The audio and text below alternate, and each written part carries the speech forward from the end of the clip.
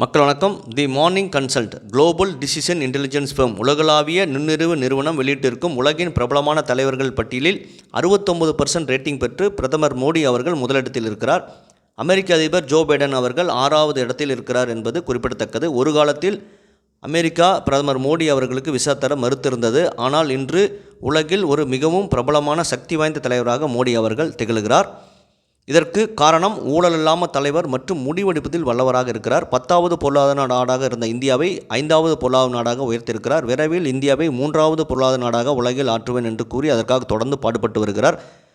சமூக வலைத்தளமான எக்ஸில் 100 million followers, அதாவது 10 கோடிக்கு மேற்பட்ட ஃபாலோவர்ஸ் இருக்கும் ஒரே அரசியல் தலைவராக மோடி அவர்கள் உலகில் விளங்கி வருகிறார் என்பது குறிப்பிடத்தக்கது. சர்வதேச அளவில் மோடி அவர்கள் மிகவும் பிரபலமான தலைவராக பார்க்கப்படுகிறார். இதை பற்றி உங்களுக்கு கருத்து என்பதை கமெண்ட் செய்யுங்கள். சேனலை ப்ளீஸ் சப்ஸ்கிரைப் அண்ட் ஷேர் செய்யுங்கள். நன்றி, வணக்கம், ஜெய்ஹிந்த்.